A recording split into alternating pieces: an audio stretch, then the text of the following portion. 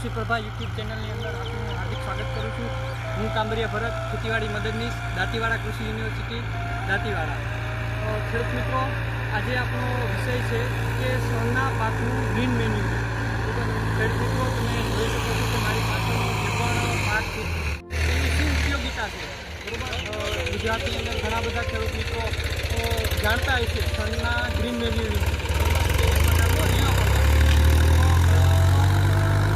લીલો પદાર્થ કરીએ છીએ તેની મહત્વ શું છે, તેની ઉપયોગિતા શું છે।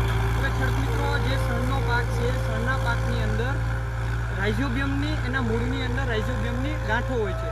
તો આ રાઇઝોબિયમની ગાંઠો છે એ ખેડૂત મિત્રો જે હવામાં રહેલો જે પણ નાઇટ્રોજન છે, બરાબર, એનું જમીનની અંદર સ્થાપન કરવાનું કામ જે છે એ રાઇઝોબિયમનું છે, બરાબર।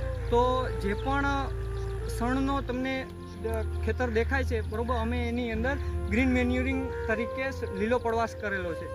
તો ખેડૂત મિત્રો, અત્યારના જમાનાની અંદર જે સાણિયું ખાતર છે, બરાબર, તો આપણને એ આખા ખેતરમાં આપણે પોસાય એમ નથી, ખરીદી શકાય એમ નથી, બરાબર, અને એનો સ્ટોક લિમિટેડ છે। તો ખેડૂત મિત્રો, એક નવી પદ્ધતિ, બરાબર, ઘણા ખેડૂત મિત્રો જાણે છે, તો આપણે શણનો લીલો પડવાશ કરીએ કે 1 હેક્ટરે 40થી 60 કિલો નાઇટ્રોજન જમીનની અંદર સ્થાપન કરે છે। આપણે 40થી 50 દિવસનું જે પણ શણ છે એ ફૂલ આવવાની શરૂઆત થાય ત્યારે જમીનની અંદર એનું દાટી દેવું જોઈએ। તો